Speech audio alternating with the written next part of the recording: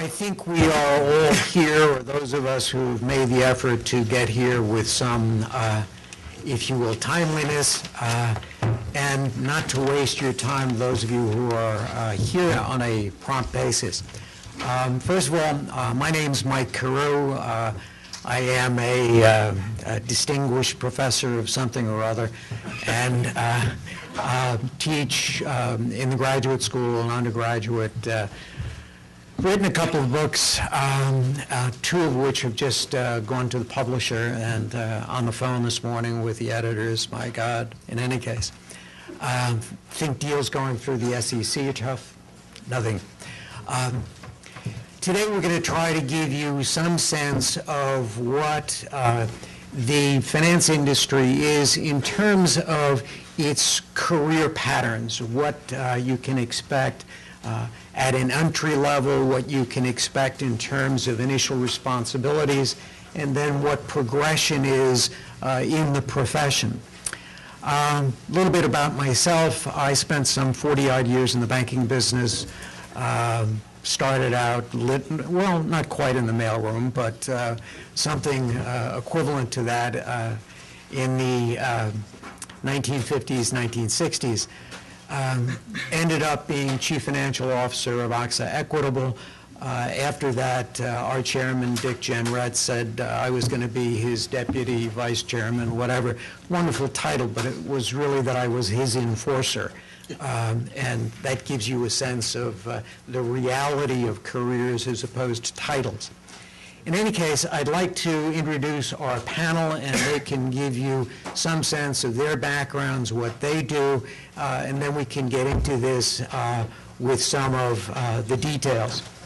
Okay, panel is comprised of Aaron Heisler. Aaron is that, in any case, he is with Credit Suisse, Kris Monaco, International Securities Exchange, ICE, Jason Cohen of GE, and Deepak Mulani of Colgate-Palmolive.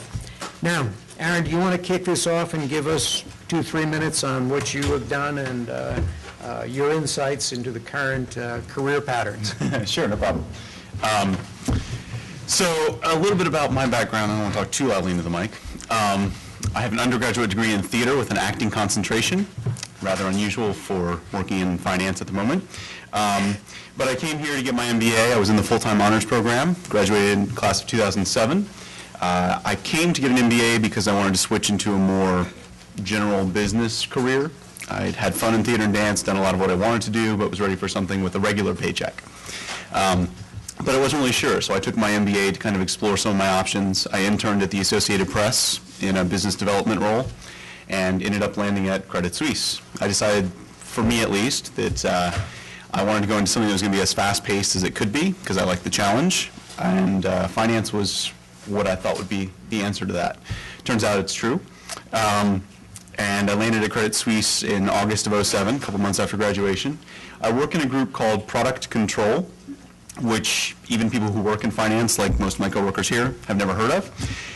Effectively, well, we'll probably get into a little bit more description of investment banking and the sales and trading versus the other areas of investment banking and of finance in general.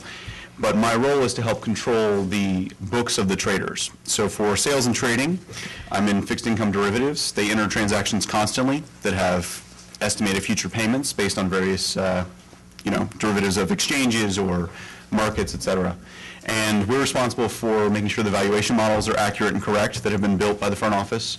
We're responsible for making sure that the marks that the traders are marking things at are accurate to the external market, so we independently validate those. And we're responsible for making sure that all of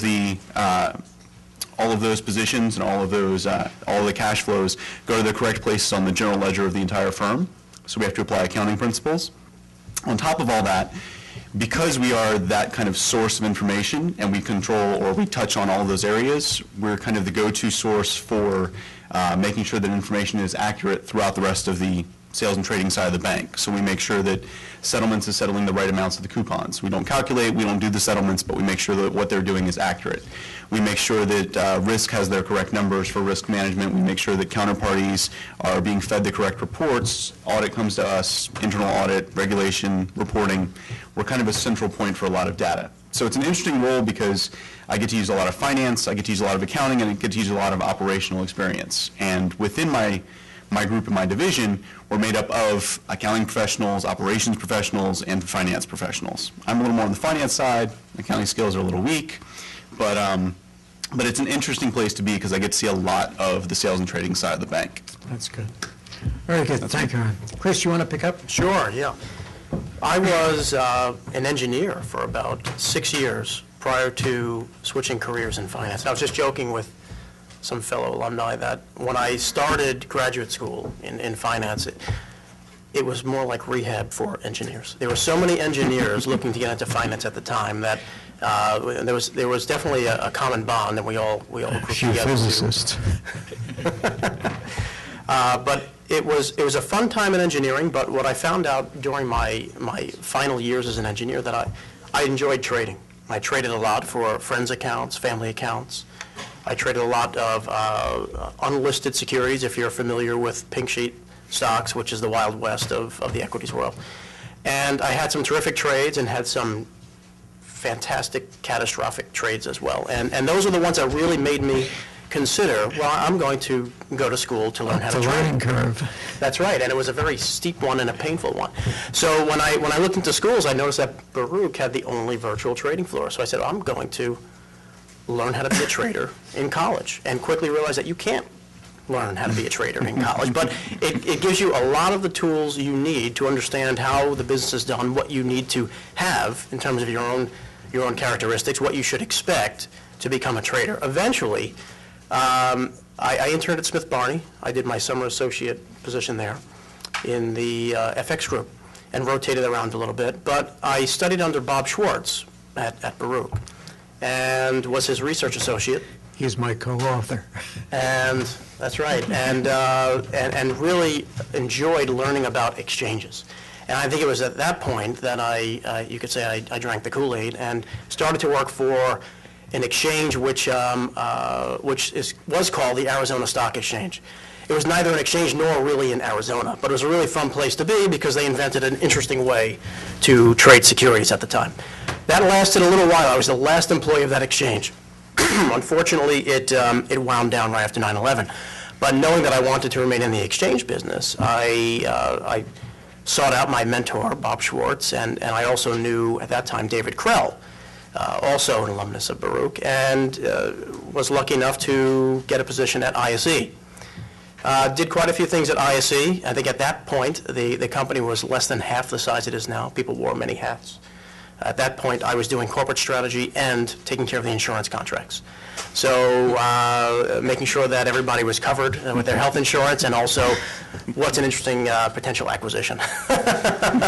What a mix. But after a while, as things grow, and as what usually happens when you join a small firm, you grow with that firm, and you get to create and carve out some of your responsibilities.